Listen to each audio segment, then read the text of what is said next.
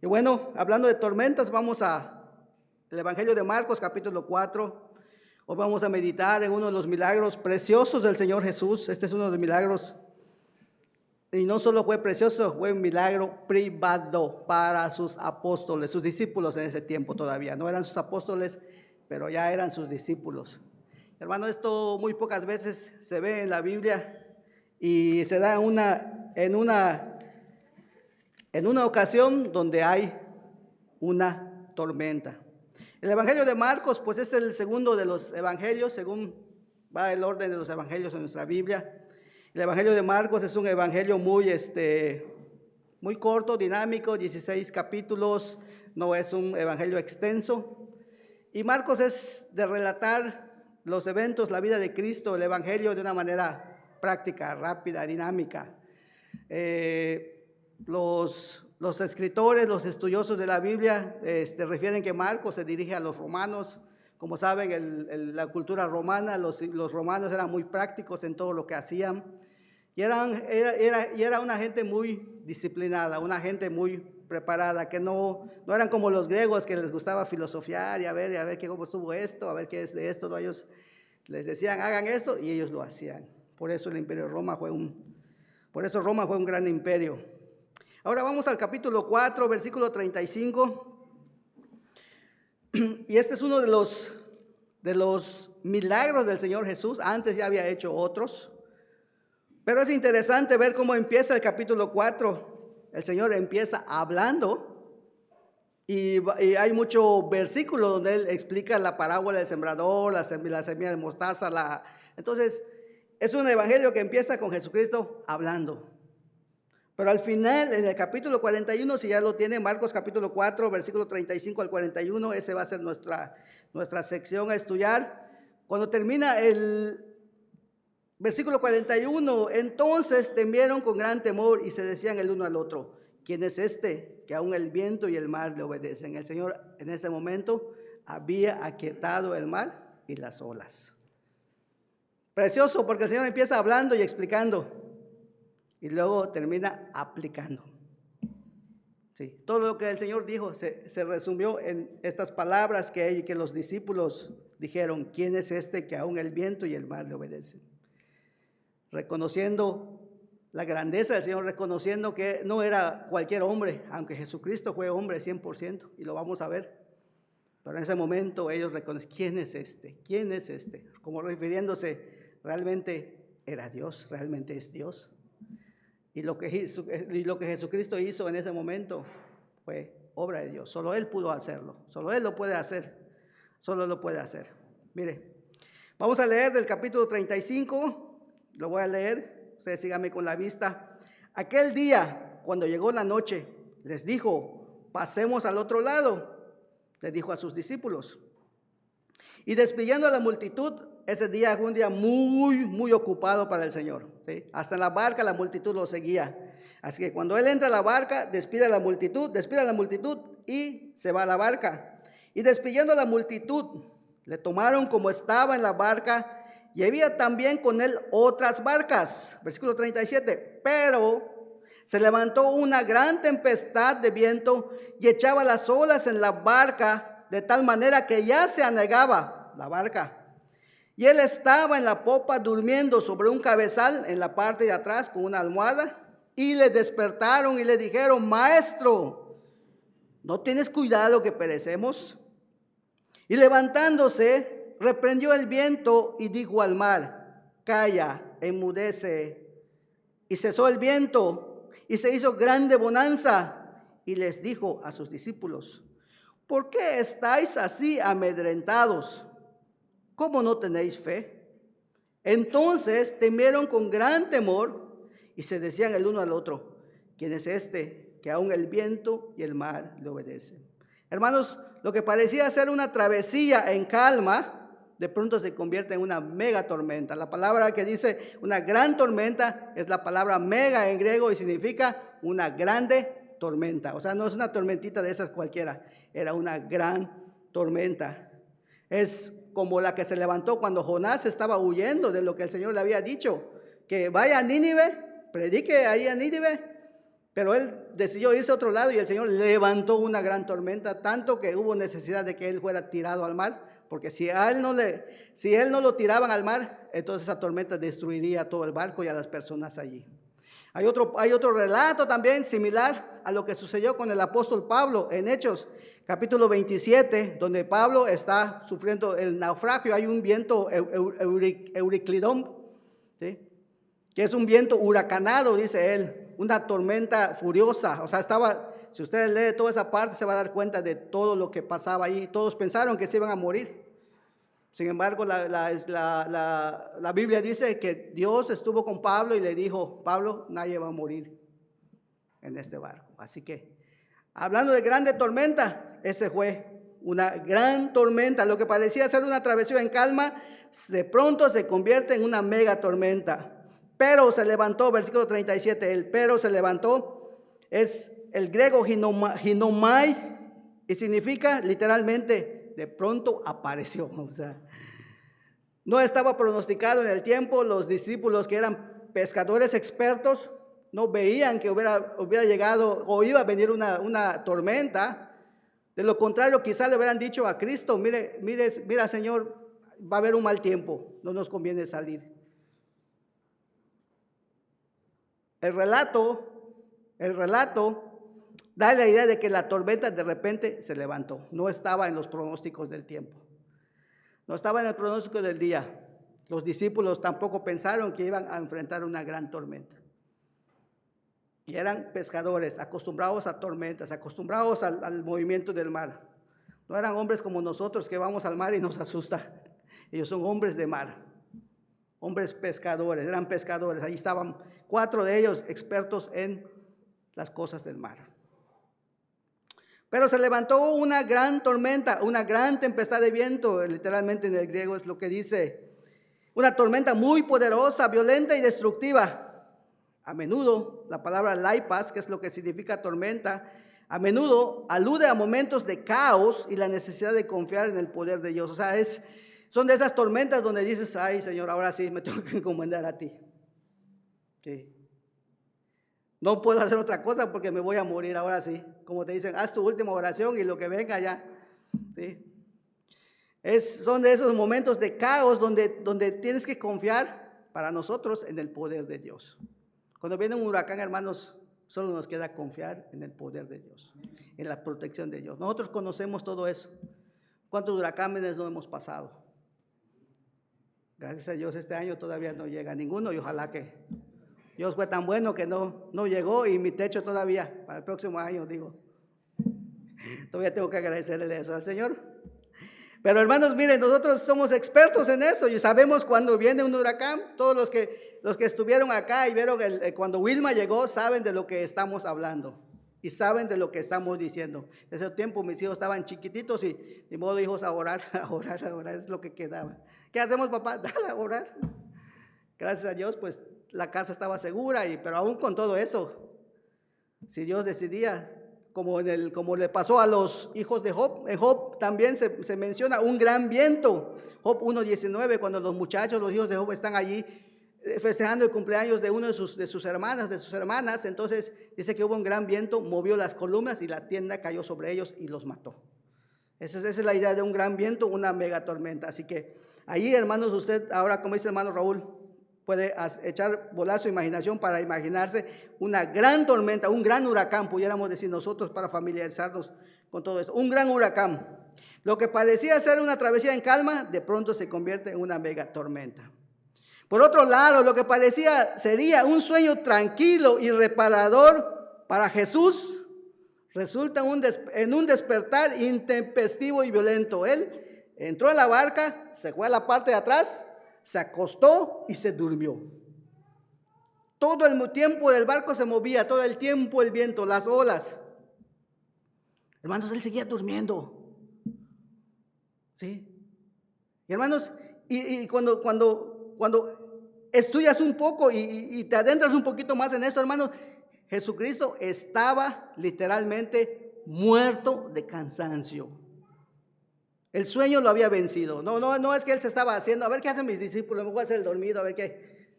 Y cuando yo sé que van a venir, cuando ya estén en lo último, ya van a venir conmigo, van a despertar. Entonces estoy como haciéndome el dormido. ¿Cuántos no se han hecho el dormido muchas veces? ¿Ya? Ahí viene, hasta el dormido. Cuando éramos pequeñitos, ahí viene papá. Acecha y ya todos supuestamente dormidos. Apenas se va papá, otra vez volvemos a levantarnos. Éramos niños. Lo que parecía sería un sueño tranquilo, reparador para Jesús. Mire, todo el día, hermano, Jesús estuvo ocupado. No solo habló de la parábola del sembrador, habló de otras parábolas en Marcos 4, pero en Marcos 3 el Señor había hecho otras cosas, había hecho otros milagros, así que ese día él estaba realmente cansado. Y hermanos, esto muestra que Cristo fue humano. Que cuando la palabra dice en Juan 4 que cansado del camino, él estaba literalmente cansado del camino. Él literalmente se cansó, hermanos. Ahí está la humanidad de Cristo. Pero entonces lo que parecía ser un sueño, sería un sueño tranquilo y reparador para Jesús, resultó en un despertar intempestivo y violento. El versículo 38 dice, y él estaba en la popa durmiendo sobre un cabezal y le despertaron y le dijeron, maestro, ¿no tienes cuidado que perecemos? Y el le despertaron significa que literalmente lo agarraron, lo sacudieron y lo sentaron. Maestro, es como que te estás hablando, maestro. O tempranito, despierta, ya es la hora que te vayas a trabajar, pero todo sigues durmiendo, jetón. Pues alguien te agarra y te levanta, te sacude, ya levántate ya, es hora que te levantes. Así le hicieron al Señor. Literalmente lo levantaron, literalmente lo tomaron y lo sentaron para que le dijeran, maestro, no tienes cuidado que perecemos. Lo que parecía un sueño tranquilo reparado para Jesús, resulta en un despertar violento, intempestivo. Lo ayudaron a incorporarse. Humanamente Jesús se acostó muy cansado, muy agotado, el sueño lo venció. El grito de auxilio, de desesperación y temor de los discípulos resultó en un reclamo hiriente y egoísta dirigido a Cristo. Versículo 38, maestro, ¿no tienes cuidado que perecemos? Ahora, hermanos, ¿quién de los discípulos hizo este reclamo? ¿Quién de los discípulos fue y lo sacudió? Mire, es como si Marcos dijera, pues todos, al final todos se echaron la culpa. Todos pensaban lo mismo de Jesús, todos querían lo mismo de Jesús. No dice que Pedro fue el que lo sacudió, no dice que fue Juan, pero la Biblia dice que todos sus discípulos fueron y le despertaron. Y él estaba en la popa durmiendo sobre un cabezal y le despertaron y le dijeron, maestro, no tienes cuidado que perecemos.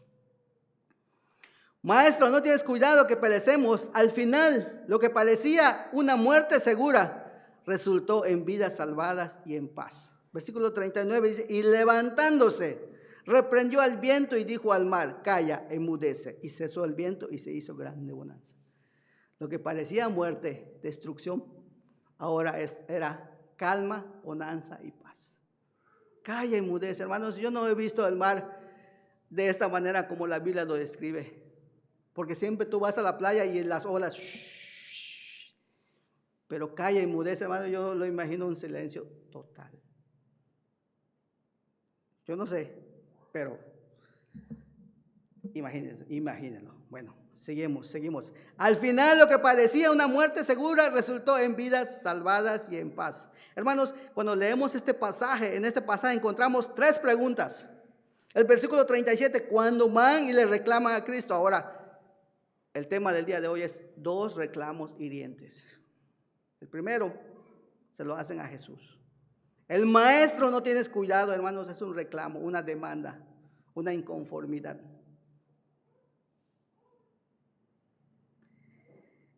Encontramos 3 preguntas. Maestro, ¿no tienes cuidado que perecemos? Luego en el versículo 40, Jesús le hace la pregunta a sus discípulos, ¿por qué estáis así amedrentados? O sea, miedosos, amedrentados, ahí literalmente es cobardes. ¿Por qué están aquí acobardados? ¿Por qué están aquí como gallinas, como decimos, acobardados? Sí, es lo que Jesús les está diciendo a ellos, es un reclamo. Y luego el versículo 41 termina al final con la pregunta, ¿quién es este que aún el viento y el mar le obedecen? 3 preguntas. dos reclamos aquí. ¿Sí? El primero, del hombre hacia Dios. ¿No tienes cuidado que perecemos? El segundo, de Dios hacia el hombre. ¿Por qué están ustedes de miedosos? ¿Tienen fe? Hoy consideraremos el primero, hermanos. Sí. Hoy consideramos el primero. En este pasaje encontramos 3 preguntas y 2 reclamos. El primer reclamo consiste en los discípulos inmaduros, hermanos. Sí, eran inmaduros. Cuando tú lees Marcos 3, el Señor los acababa de llamar. Son nuevecitos en la fe. Porque luego cuando lees Marcos capítulo 6 y el Señor camina sobre el mar, ellos lo reconocen. Ellos ya no se hacen la pregunta, ellos simplemente dicen: tú eres el Dios. Tú eres Dios. Y le adoraron, dice Marcos 6, cuando Jesús camina sobre el mar. Pero acá, hermanos, ellos son creyentes inmaduros, así como cualquiera de nosotros fuimos. Y todavía somos a veces, hermanos, porque la inmadurez a veces no consiste en cuántos años tienes de cristiano, consiste en cuánto confías en el Señor, en cuánto el Señor obra en tu vida, en cuánto puedes depositar en Él. Esa es la madurez. Pero muchos de nosotros, hermanos, pues sufrimos inmadurez. El primero, el de los discípulos, creyentes inmaduros hacia el maestro y Dios hombre a la vez. Allí en el mismo versículo, ahí tú ves a Cristo en su humanidad. Muerto de sueño. Muerto de sueño. Ahora, el primero dice así en el versículo 38. Maestro, ¿no tienes cuidado? La palabra cuidado en el griego significa melo. Y el melo te da la idea de que, mira, es atención a una tercera persona. Ellos están diciendo, ellos están pensando, o sea, cuando Marcos escribe, está tratando de hacer esto. Mire, Jesús, tú estás allí dormido tranquilo, despreocupado. Y a nosotros no nos pones atención. Nosotros no te importamos. No tienes cuidado de nosotros. Mira, tú estás allí tranquilo. ¿Sí? Pero y nosotros nos estamos muriendo, nos vamos a morir. Y la palabra maestro, hermanos, en el griego es una palabra que significa didaskalos, o sea, maestro. Lo vamos a explicar un poquito más adelante. Pero el reclamo de ellos es eso: ¿no te importa que muramos? ¿Por qué no nos pones atención? O esa es otra manera de poder interpretar y de poder entender un poquito más la pregunta de ellos. ¿No tienes miedo de morir? Aún en toda esa pregunta ellos le están preguntando: Jesús, ¿nos vamos a morir nosotros? Pero tú estás en la barca también. No se lo dijeron, hermanos, pero en el pensamiento de ellos: vamos a morir, vamos a perecer. ¿No tienes miedo de morir? Es que no piensas hacer nada. Hermanos, Jesús, de parte de sus discípulos, sufre un reclamo hiriente, egoísta y mentiroso. Hiriente, hermanos, porque en ningún momento de la Biblia el Señor se despegó de ellos, los abandonó. Desde el momento que los llamó, el Señor los llevó hasta el final. Hasta cuando Jesús asciende al cielo, Él estuvo con ellos en todo momento. Y aún después de Jesús ascender al cielo, todavía Él dijo: y yo estaré con vosotros todos los días hasta el fin del mundo. Hiriente, hermanos, a un Dios de amor, a un Dios que te ha cuidado. Todavía le dices: no tienes cuidado que perezco. Hermanos, esta es la ironía de nosotros. El Señor nos muestra tanto amor, pero nosotros a la vez ni siquiera nos damos cuenta de ese amor y muchas veces nos la pasamos reclamando. ¿Por qué esto, Señor? ¿Por qué lo otro? ¿Por qué? Hermanos, no sé si se da cuenta, pero nuestros reclamos hieren al Señor. Contristan al Espíritu Santo. ¿Saben que el Espíritu Santo muere en nosotros? ¿Saben? Él no solo lo contrista el pecado. Aunque el reclamo es pecado, es inconformidad. No estoy conforme con lo que Dios me da, no estoy conforme con lo que soy. Quizás Dios, ¿por qué me hiciste muy feo? Me hubieras hecho más guapo. Porque soy pobre, me hubieras hecho rico. Hermano, el Señor nos salvó de cosas peores, hermanos, y a veces reclamamos cosas que ni siquiera son importantes. Nos enfocamos en lo material antes de lo espiritual. Soy salvo. Eso es lo más importante. Eso es lo más importante, hermanos. Consideremos en primer lugar la naturaleza del reclamo. Vamos a considerar 3 puntos en esto. Hoy sí les puse puntos, a veces no pongo puntos, me voy directo, me voy de largo. Vamos a considerar 3 puntos. En primer lugar, vamos a considerar la naturaleza de este reclamo. En segundo, vamos a considerar al reclamado, a quién le reclaman. Y por último, vamos a considerar el reclamo cumplido, satisfecho. Tú lo lees y ahí está. La naturaleza del reclamo es hiriente, es un reclamo hiriente. Eso es lo primero. Maestro, no tienes cuidado que perecemos. Es un reclamo hiriente hacia Cristo, porque en ningún momento Jesús había dejado de tener cuidado de ellos. Hermanos, tampoco con nosotros lo ha dejado de hacer. Así que si algo tiene que reclamarle a Jesús, déjeme decirle, olvídelo. El Señor ha cuidado de nosotros en todo momento, hermano. Aún en las situaciones más difíciles, aún en la enfermedad más terrible, más difícil, Él ha estado a nuestro lado. El Espíritu Santo nunca nos ha abandonado.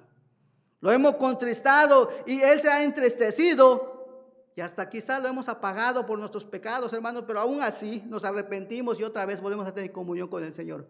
Qué Dios tan misericordioso tenemos. Alguien compartió hoy misericordia, Juan. Hermanos, por la misericordia de Dios estamos aquí. Eso no lo olvide.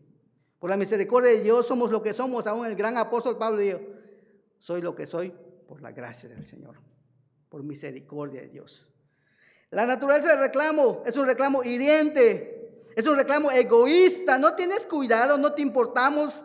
¿Se da cuenta del egoísmo, egocentrismo del yo de los discípulos?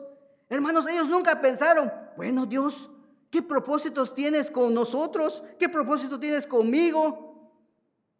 ¿Hasta dónde me quieres llevar? Estoy enfermo. Bueno, es tiempo de preguntarle al Señor, Señor, ¿qué es? ¿Cuál es tu propósito conmigo en cuanto a esta enfermedad? Yo quiero sanar, yo quiero estar bien, pero quizá tu propósito no sea eso. Quizá tu propósito sea testificar. Veía yo un video donde un pastor desde el hospital estaba testificando, hablando de Cristo. A veces no vamos a los hospitales, pero cuando nos enfermamos y podemos, hermanos, testifiquémosle a los enfermeros que están por ahí. A veces, hermanos, el Señor nos tiene que llevar, porque por nosotros mismos no queremos ir, pero nos tiene que llevar. Mire, algo muy sencillo. Cuando uno de nosotros se enferma muchas veces, hermano, ¿cuántos de nosotros nos preocupamos? Y hermano, eso anima. ¿Sabes? No hay cosa más maravillosa. Mire, yo compartía con alguien esto. A muchas personas les hacen un homenaje cuando ya murieron. ¿Y para qué?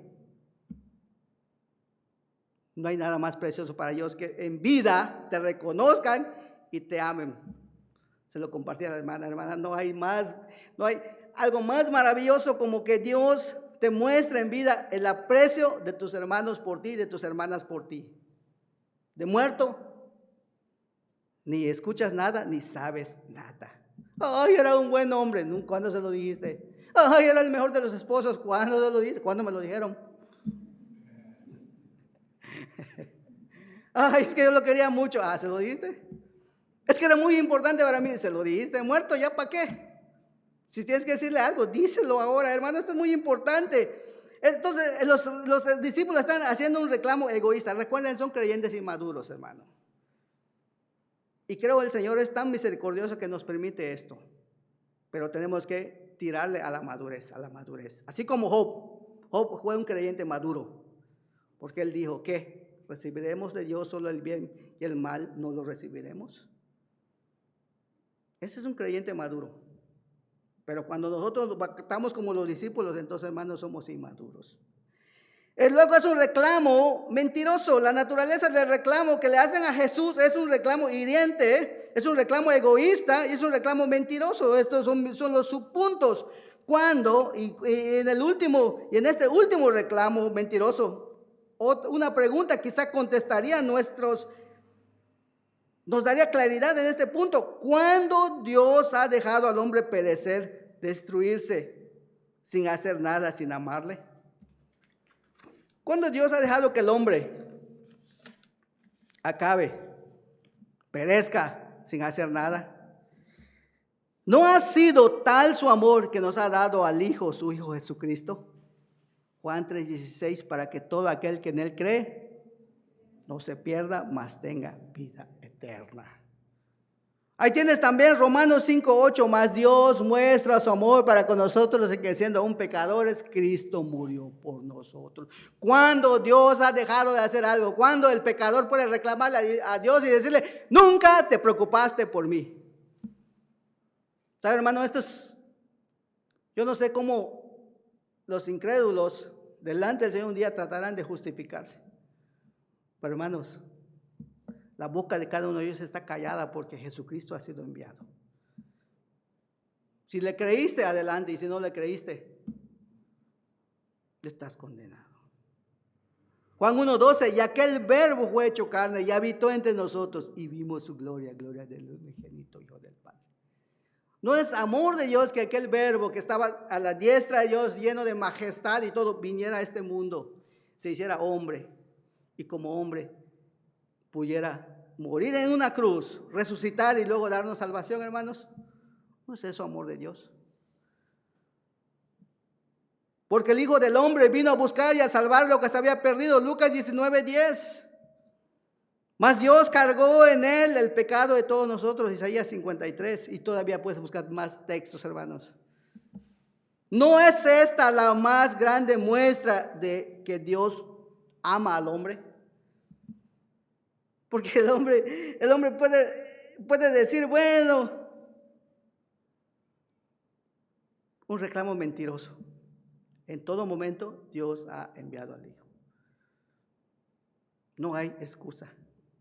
¿Sí? Esta es la naturaleza del reclamo que le estaban haciendo a Jesús. En respuesta a este amor que ha dado Dios al hombre, ¿qué ha hecho el hombre? Isaías 53:3 dice que le dieron la espalda, lo abandonó.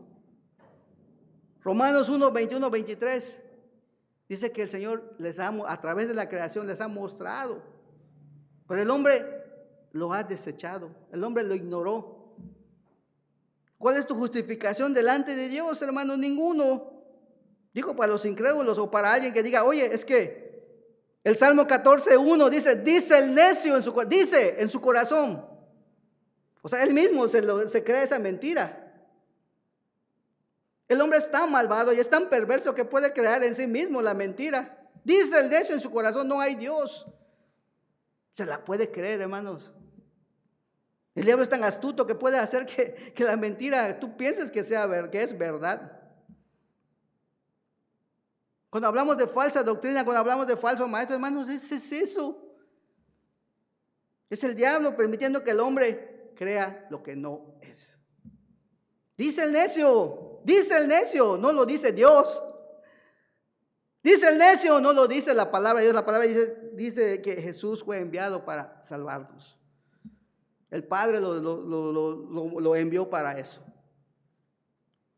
En respuesta a este amor que ha hecho el hombre, darle la espalda, ignorarlo, menospreciarlo, reclamarle como hicieron los discípulos o como muchos y aún nosotros, pensar que Dios está a nuestro servicio y creer que es su deber cuidar de mí, de mi familia, proveer para todas mis necesidades, incluyendo trabajo, salud, etcétera, etcétera, etcétera. En respuesta a ese amor que Dios nos ha dado, hermanos, a veces creemos que Dios está a nuestro servicio. Es que, Señor, me tienes que dar un trabajo porque tú dices que odias la pereza y la flojera. Pero nunca sales a tratar de buscar un trabajo y como decía el pastor hoy, oras a Dios para que sea la voluntad de Dios. El trabajo que busques no sea un tropiezo, sino sea una bendición, no solo para ti, sino para la gente que está a tu alrededor, porque eso es lo que busca Dios también, hermanos. No solo es satisfacer tu bolsillo, sino satisfacer tu alma, satisfacer tu corazón. Eso es importante, hermano, eso es importante. El hombre cree muchas veces que Dios está a su servicio. ¿Sí? Es que me tienes que dar salud. Por eso tú eres Jehová Rafa, el Jehová que sana. Es que, hermanos, la verdad, sí, mucho engaño. Y a veces nos la creemos, hermanos, ¿sabe por qué? Porque ignoramos lo que dice la palabra del Señor. Somos presas fáciles de mentirosos, de falsos maestros. ¿Qué ha hecho el hombre? Darle la espalda, ignorarle, menospreciarlo. Pensar que Dios es su servidor. Pensar que Dios está en mi servicio. Recuerdo a alguien que decía, Diosito, Diosito. Y un día me puse a pensar, Diosito, ¿por qué? Es que se lo dice de cariño. Bueno, pues Dios no es Diosito, Dios es Dios. Y si quieres darle cariño, acéptalo en tu corazón. A veces creo que pues, Dios es una cosita tan pequeñita, ay, como algo tiernito, una mascotita. Hermanos, Dios no es una mascotita. Dios, es el que puede decirle al mar, calla, enmudece. Es aquel que puede abrir el mar rojo y decir, pasen. Es aquel que el Jordán está en su máxima, está tan lleno y trayendo tanta agua que por sí mismos los israelitas no podían cruzar porque se ahogarían. Pero Dios es capaz de decir a los sacerdotes, den un paso, cuando ustedes pisen el Jordán cesará y todo el pueblo pasará. Hermanos, Dios no es una mascotita, Dios es Dios. Y así grande, hermanos, grande, no lo menosprecie. Cuando uno le dice, uno lo tiene como, cuando lo empequeñeces, hermano, estás pecando en contra de él. Y eso no es correcto. Y eso no es correcto. Si es Dios, debe ser tu Señor. Olvida el hombre que es finito y Dios es infinito. El hombre pasará, pero el Señor está ahí eternamente. Sí, eso es lo que es el hombre. Y eso es lo que es Dios. Segundo punto. Hemos visto la naturaleza del reclamo. Le reclaman, le hacen un reclamo hiriente, un reclamo egoísta, un reclamo mentiroso. Y ahora vamos a ver al reclamado. ¿A quién le reclaman? ¿Quién es Jesús? El reclamo no es por la persona o liderazgo de Jesús, sino por su pasividad. O sea, Jesús está ya durmiendo, fíjate, Jesús está allí durmiendo. ¿Sí? Pero los discípulos están desesperados porque Jesús está durmiendo, sigue durmiendo y la tempestad va sobre ellos y el agua va llenando la barca y quizás van sacando cubetazos de agua, pero cubetazos que tiran un cubetazo y caen otros 5 más y cubetazos y cubetazos y cubetazos. Y están tan desesperados ellos y saben que van a morir porque no hay manera de detener esa tormenta. Entonces van con Jesús y le dicen, maestro, no te importa que perezcamos. No reclaman su persona, su liderazgo, sino porque Jesús, según ellos, Jesús no está haciendo nada. Mientras una gran tormenta se abate sobre los discípulos, sobre Jesús un gran sueño le embarga. Es que no sabía de la tempestad, claro que sí, como Dios lo sabía, pero como hombre confiado en Dios, en su Dios, podía dormir aún en medio de la tormenta. Hermanos, esto es lo que nos enseña la Biblia. Ahí está la tormenta, pero tú confía en el Señor. Ahí está la necesidad, confía en el Señor. Ahí está la enfermedad, confía en el Señor. Él está en tu barca. Él está en tu barca. Y si perece, tú vas a perecer. Pero como Dios es eterno, hermanos, tienes seguridad eterna en Él. Tienes seguridad eterna en Él. Mire, es tan hermoso como Dios obra en nuestras vidas, que aún Jonás en desobediencia podía dormir tranquilamente. Acuérdense cuando la tempestad llega, Jonás está en la parte más baja y está durmiendo. Todos están corriendo de aquí para allá, tirando y tratando de calmar esa tempestad, que el barco no se hundiera. Llegó un momento en que dijeron, bueno, aquí nos falta alguien. ¿Dónde está? Y lo empezaron a buscar y estaba abajo durmiendo. Hasta le dicen, levántate, dormilón, no puedes, clama a tu Dios, nos estamos muriendo. Ay, Jonás despierta. Ay, ¿qué pasó? Despierta, dormilón. Y Jonás entonces les explica a ellos, Jonás todavía no les dice la verdad, tienen que hacer un tipo de sorteo para poder definir quién es el culpable de todo esto. Y la suerte cae sobre Jonás y Jonás tiene que confesar, bueno, es que yo estoy huyendo de Dios. Y hermanos, todos conocemos la historia. Pero aún Jonás en desobediencia, hermano, ¿cómo puede dormir tranquilamente, verdad? Tú solo puedes decir misericordia de Dios.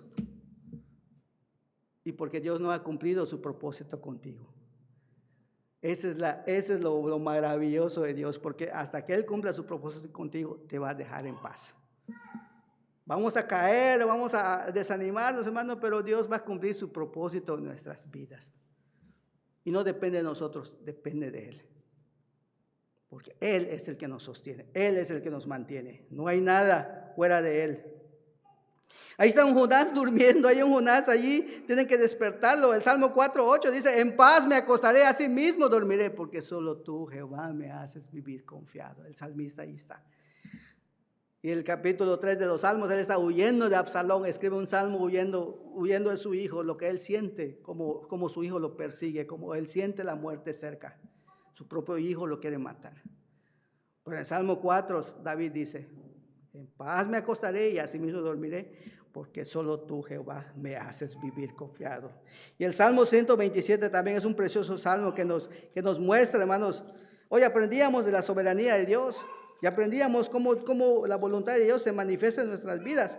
El Salmo 127 dice: si Jehová no edificare la casa, en vano trabajan los que la edifican. Si Jehová no guardare la ciudad, en vano vela la guardia. Por demás es que os levantéis de madrugada y vayáis tarde a reposar. O sea, no importa si te despiertas temprano o te vayas tarde, y que comas pan de dolores, estés ahí angustiado. Pues que a su amado dará Dios el sueño. El sí son 2 veces y significa: si Jehová no está allí, hermanos, olvídate de un sueño tranquilo. Pues que a su amado dará Dios el sueño. No hay nada hermoso, hermano, que cuando llega la noche y te vas a dormir: Señor, voy a dormir, cuídame. Y aún el salmista decía: aún en las noches me enseña mi conciencia. O sea, aún en el sueño el Señor todavía sigue. Qué hermoso cuando vives conectado con el Señor. Aún en los sueños el Señor está contigo, puedes sentir su presencia. Es algo precioso cuando el Señor da el sueño a su amado. Hermanos, todos los que hemos aceptado a Cristo somos sus amados. Somos su manada pequeña, somos su especial tesoro. Muchos se van un poquito más y dicen que somos la niña de sus ojos, porque hay una expresión en el Antiguo Testamento que declara esto. Pero hermano, yo me conformo con que me diga manada pequeña, porque habla de ovejitas, habla de la ternura del Señor. No somos muchos, somos pocos. Pero hermanos, somos lo más precioso para el Señor, lo más preciado para el Señor. Y nadie las puede arrebatar de mi mano. No tienes a un Diosito. Tienes a un Dios que no solo calma la tempestad, tienes a un Dios que te mantiene y te da la vida eterna. Ese es nuestro Dios. Maestro, ¿no tienes cuidado que perecemos? Maestro, ¿no te importa que perezcamos? Allí le están reclamando a Dios.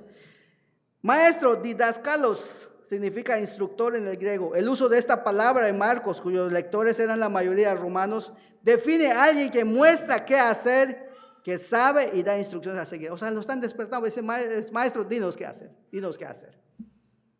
Pero la desesperación de ellos los lleva a decirlo de una manera ofensiva o hiriente. Como cuando Mical le reclama a David y cuando David, hoy lo vimos en la mañana, ¿todavía se acuerdan o ya no? Es lo mismo, ¿sí?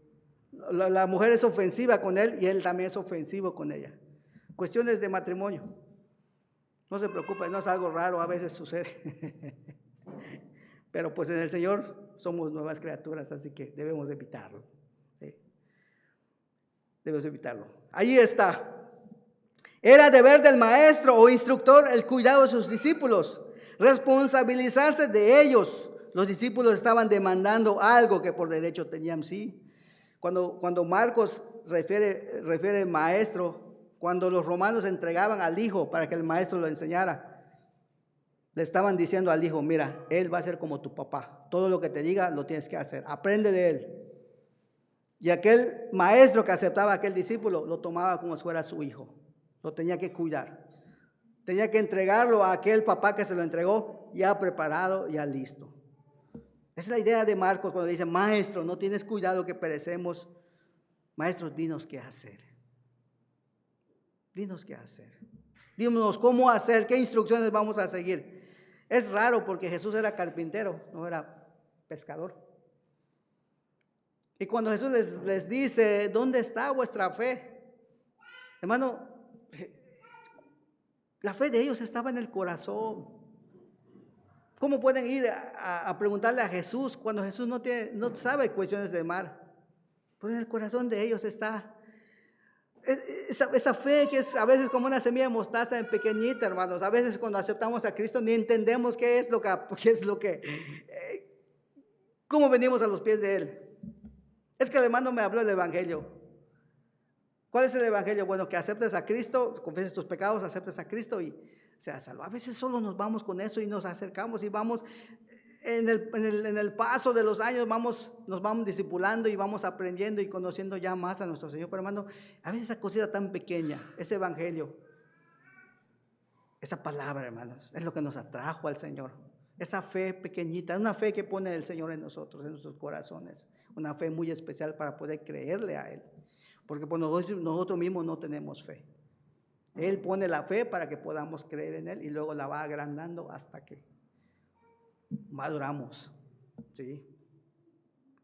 La palabra maestro está mencionada varias veces en la Biblia. Se usa de manera correcta e incorrecta. Por ejemplo, en 1 Corintios 12:28 dice la Biblia que Dios puso a maestros, puso a profetas. Entonces, los maestros en la iglesia son importantes, gente madura. Cuando hablamos de maestros, hermanos, estamos hablando de gente madura, esa es la idea. ¿Sí? Gente que ya tiene conocimiento y en un momento dado sabe qué tiene que hacer. ¿Sí? Lo tercero, también en 1 Timoteo, también dice que Pablo fue designado maestro de los gentiles. O sea, él tenía ese llamado que el Señor le había hecho. ¿Sí? 2 Timoteo 4:3 dice que se amontonará maestro conforme a sus concupiscencias. Ahora sí, esa es la parte mala. O sea, es maestro que enseña lo que quiere, no lo que enseña la Biblia. Es maestro que enseña su conveniencia. Concupiscencias son pecados. Es maestro que te dice, bueno, está bien, puedes vivir con él, no pasa nada. Total, Dios es amor. Es aquel que dice, bueno, tú y él no pasa nada. Adelante. Maestros conforme a sus concupiscencias, por esa manera incorrecta que es como se utiliza, ¿no? Luego dice en Hebreos 5:12 la exhortación, porque debiendo ser ya maestros, eso hermano, eso es para nosotros. Eso habla de inmadurez, porque debiendo ser maduros ustedes, le dice el escritor de Hebreos a sus lectores, debiendo haber sido ustedes maduros, todavía tengo que enseñarles el rudimento, los principios básicos de la fe. Hermanos, es inmadurez. Debemos ser ya maestros. Es decir, maduros. ¿Sí? Maduros. Y luego también en Santiago 3:1 dice, no os hagáis maestros muchos de vosotros. O sea, no trates de ser lo que no eres. Porque para ese tiempo de Santiago muchos se decían maestros y en la iglesia todos querían ser maestros.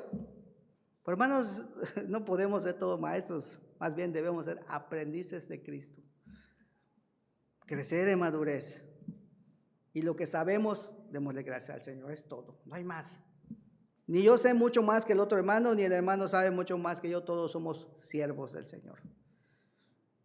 Todos somos siervos del Señor. En Mateo 8:25, Mateo expresa, en vez de maestro, expresa Señor, Curios en el griego y Adonai en hebreo.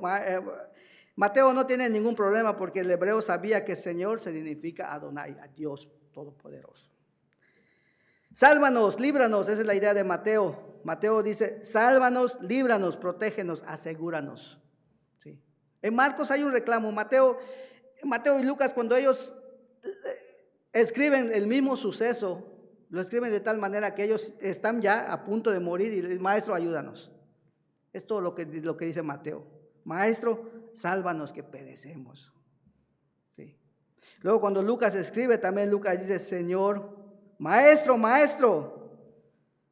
Epistates en el griego. Lucas define, cuando habla de maestro no es el mismo que en Marcos. Epistates es una persona que puede tomar decisiones. Alguien con mucha autoridad, preparado para tomar decisiones. Alguien que está por encima de los demás guiándolos o dirigiéndolos. Etimológicamente apunta a una persona que no solo imparte conocimiento, sino que también supervisa el bienestar y el crecimiento de sus seguidores. Es lo mismo, ¿sí? Tenían que acudir al Señor para que el Señor los salvara.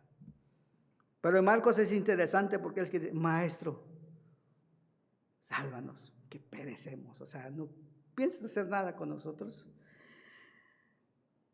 Maestro, maestro, que perecemos. Un grito de ayuda, de auxilio. Cuando ya vas camino al desastre, al precipicio, a la destrucción.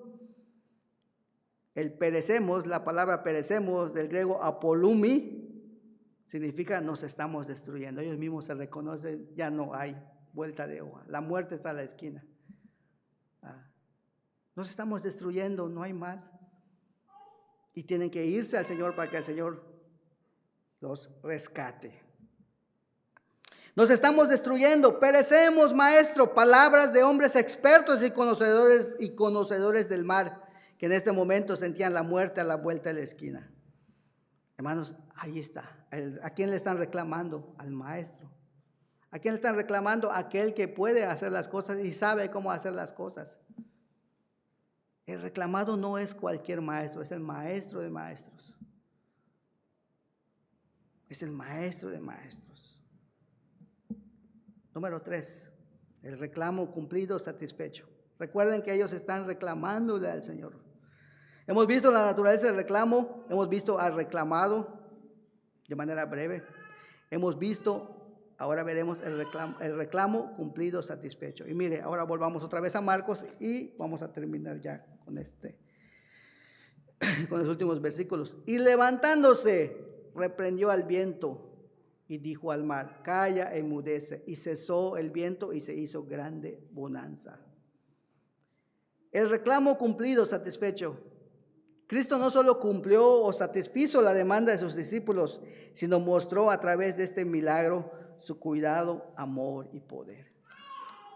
Cuidado, porque nadie pereció. Ahí estaba el cuidado de Cristo. Amor acompañado de misericordia y perdón, porque a pesar del reclamo al Rey del universo y Maestro de maestros, el perdón llega y no son consumidos. ¿Sabe? Cuando Cristo le dice a Pedro, en Lucas capítulo 5, echa tu red, boga mar adentro y echa la red en tal dirección. Pedro le dice, maestro, hemos pescado toda la noche y no hemos estado toda la noche y no hemos pescado nada. Pedro dice, más en tu palabra echaré la red, porque tú lo dices, lo hago. Y Pedro echa la red y toda esa red se llena de peces y todo lo demás. Cuando traen los peces, lo primero que hace Pedro es inclinarse delante del Señor, arrodillarse del Señor y decirle, Señor, apártate de mí, soy hombre pecador. Soy hombre pecador. Hermanos, misericordia de Dios. ¿Cómo puedes reclamarle al dueño de todo el universo y no te consuma? Aprendíamos hoy cómo puedes pecar y decir, bueno, pues creo que Dios lo pasa porque pues no me ha hecho nada. No esperes que te haga algo. Simplemente es pura misericordia. Poder, porque a pesar de una gran tormenta, una grande tormenta es reprendida con una orden rigurosa, sin objeción. La tormenta obedeció, resultando en una grande bonanza, una gran calma, una enorme paz. Hermanos, la demanda ya estaba satisfecha, el reclamo ya está satisfecho. Cristo podía decirlo a ellos, bueno, ¿y ahora qué? Maestro, ¿no te has cuidado de nosotros? ¿Ahora qué? ¿Dónde está el reclamo? ¿Cuántos de ustedes padecieron? Nadie. Reclamo satisfecho, hermano. Sin embargo, este milagro dejó a los discípulos maravillados y con un temor reverencial hacia Cristo, versículo 31. Primero tenían temor a la tormenta y ahora tienen temor a aquel hombre que le dijo al mar, calla, enmudece. Dios, hombre, calla, enmudece, y cesó el viento y se hizo grande bonanza. Y les dijo, ¿por qué estáis así amedrentados? ¿Cómo no tenéis fe? O sea, cuando yo hice esto, ¿no pensaron ustedes que podía yo hacerlo? Y mi hermano, la verdad, en la mente de los discípulos nunca pensó que el Señor con una sola palabra, con 2 palabras, iba a traer calma. No sé qué pensaron ellos o qué pensaron que Jesús iba a hacer para salvarlos a ellos, pero mire, Estaban tan maravillados y ahora primero le tenían miedo a la tormenta, ahora le tienen miedo a Jesús porque solo dijo 2 palabras y el mar se aquietó. Hermano, ¿no te daría miedo eso? Por supuesto que sí, por eso dicen, entonces temieron con gran temor, y gran temor otra vez es la palabra mega, un mega temor, un miedo. Estaban ante Dios, hermanos. Por eso en el Antiguo Testamento, cuando el Señor se presentaba delante de alguien, los profetas ni siquiera podían alzar la cabeza porque tenían miedo. Y no solo miedo de ser consumidos, sino tenían tanta reverencia al Señor que no podían mirarlo, ni siquiera de resplandor. Cuando Gedeón pone a prueba a Dios, al final termina reconociendo y dice, Jehová Shalom, Jehová paz. ¿Por qué? Porque a pesar que lo puse a prueba, no me consumió. No me consumió. No solo Gedeón, no solo lo digo porque me trajo paz, sino que, mira, no me hizo nada el Señor y yo lo puse a prueba. Ve hasta qué punto el Señor es. Y muchas veces, cuán atrevidos somos nosotros. Este milagro dejó a los discípulos maravillados y con un gran temor reverencial hacia Cristo, preguntándose, ¿quién es este que aún, hermanos, que aún el mar y las olas le obedecen? Esta pregunta no tiene por objeto conocer más de la humanidad de Jesucristo, sino más bien la pregunta de ellos ¿es este hombre realmente Dios? Y sabe, hermano, para concluir, la Biblia nos responde y dice, ¿y el quién es este? La Biblia responde, Cristo es el placer del Padre, en quien el Padre se goza. Este es mi Hijo, en quien tengo complacencia. La respuesta, la pregunta a ellos, la Biblia la responde, nosotros ya la tenemos ahorita completa en esos tiempos de ellos, pero ellos lo habían escuchado porque Jesús cuando va a bautizarse, ahí estaban los discípulos de Juan. Cristo es el placer. ¿Quién es este? La Biblia nos responde, Cristo es el placer del Padre en quien el Padre se goza. Este es mi Hijo en quien tengo complacencia. Número 2, Cristo es igual a Dios. Sus palabras y hechos responden por Él. No vamos a ver los versículos donde Cristo como Dios hace milagros, perdona pecados. Pero hermano, podemos decir, ¿y quién es este? La Biblia responde, Él es el creador y dueño de nuestras vidas. ¿Y quién es este que aún el mar y las olas le obedecen? Es el único que puede perdonar y salvar nuestros pecados. Hechos 4:12, y en ningún otro hay salvación. Es el único, hermanos. ¿Quién es este? Es el único que puede garantizar la vida eterna. El único designado por el Padre. No hay más. Fuera de Cristo no hay nadie más. Tú no puedes ir a nadie para ser salvo. Solo es Cristo. Es a Él a quien el Padre designó. Ni es la Virgen, ni es la iglesia, ni es el pastor, ni es nadie. Es solo Cristo. ¿Y quién es este? Este es el Salvador. Es el que puede garantizar la vida eterna y la tenemos en Él. El único designado por el Padre. Juan 10:29, y el que a mí viene yo no lo echo fuera. Él es el único que puede garantizar la vida eterna, el único designado por el Padre. Él es el único que puede traer y dar a nuestras vidas, hermanos, una verdadera paz. Mi paz os dejo, mi paz os doy. Yo no la doy como el mundo la da. La paz de Cristo es tan especial. Y en Filipenses 1:6 el apóstol dice, y la paz de Dios que sobrepasa todo entendimiento. Es una paz que tú no puedes comprender, hermanos. Pero ¿sabes qué es lo más maravilloso? Que esa paz está en ti, porque el Espíritu Santo es paz.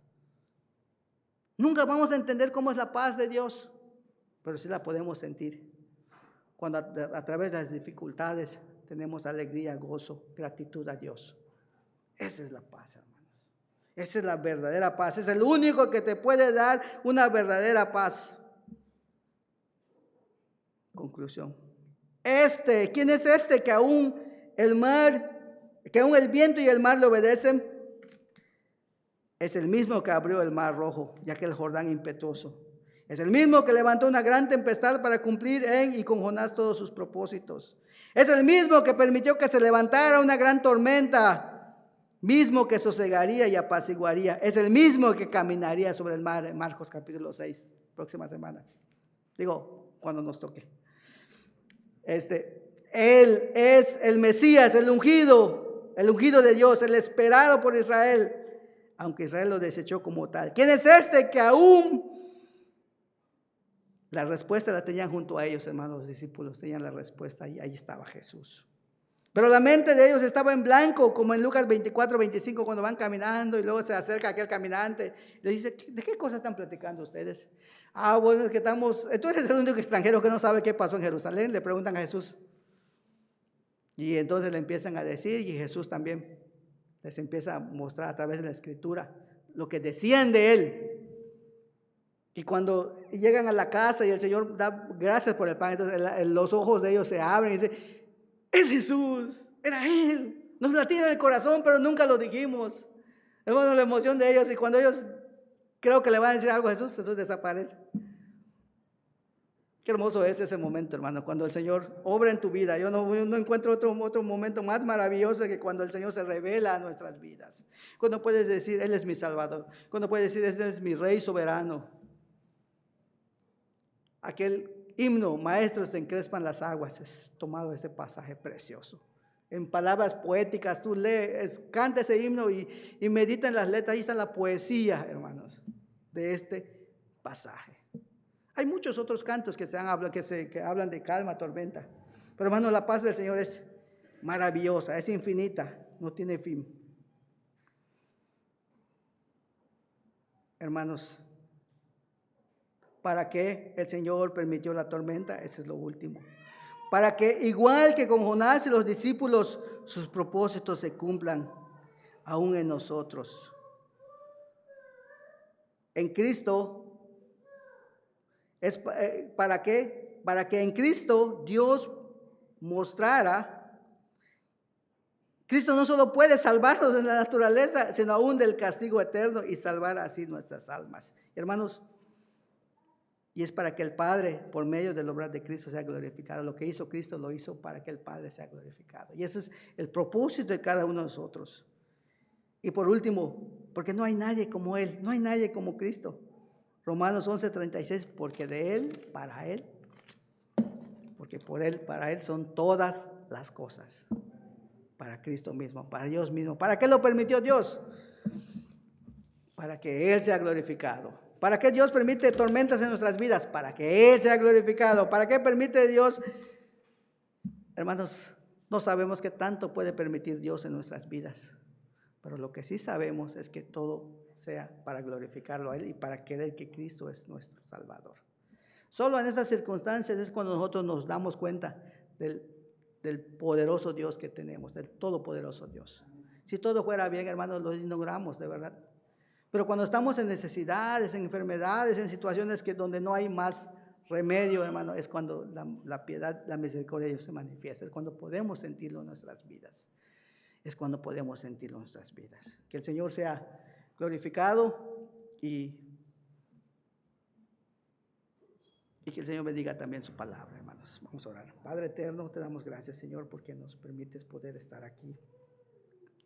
Gracias, Señor, porque tu palabra muchas veces nos desnuda, nos muestra, Señor, a veces lo que somos, Padre.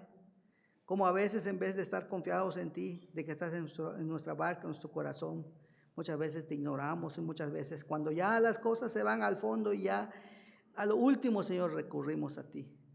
Cuando tú has estado a nuestro lado desde el principio. Muchas veces, Señor, cuando hay necesidades y circunstancias adversas en nuestras vidas, entonces nos apoyamos en ti, entonces te buscamos. Pero hermano, Señor, ¿por qué no hacerlo cuando las cosas están bien? Están bien, cuando hay bendiciones en nuestras vidas. Señor, permítenos reconocerte como Dios y Señor. Permítenos reconocer tu grandeza en nuestras vidas. Permítenos apreciar la salvación que has hecho por medio de Jesucristo, al proveernos salvación por medio de Él. Permítenos, Señor, poder admirar ese Dios capaz de calmar la tempestad y hacer una gran bonanza en nuestras vidas. Danos esa paz, Señor, que solo tú puedes dar.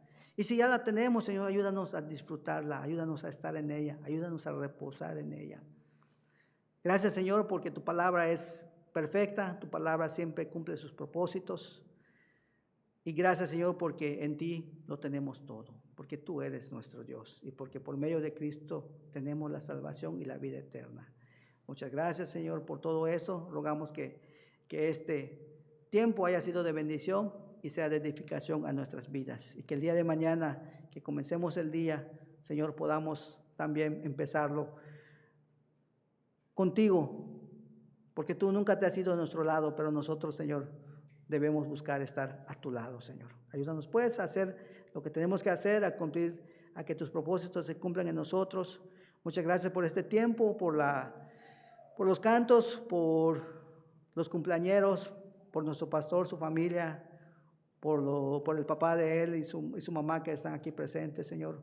Muchas gracias porque a pesar de que pues han estado en pruebas, también, Señor, tú los has sostenido, los has mantenido y los podemos ver aquí contentos, Señor.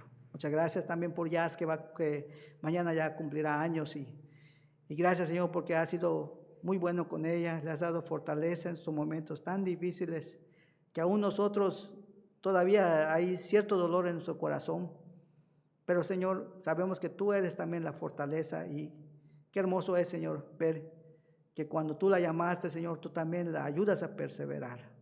Muchas gracias, Señor, por la vida de ella, porque es ejemplo de tu misericordia, es ejemplo de tu grandeza, es ejemplo, Señor, y seguridad de que tú nunca nos dejarás, de que siempre estamos en tus manos seguros. Muchas gracias, Dios. Nos despedimos de este lugar, rogando que te quedes con nosotros, rogándote que seas siempre, Señor, el primero en nuestras vidas. Muchas gracias, Padre. En el nombre de Jesucristo te damos todas las gracias. Amén.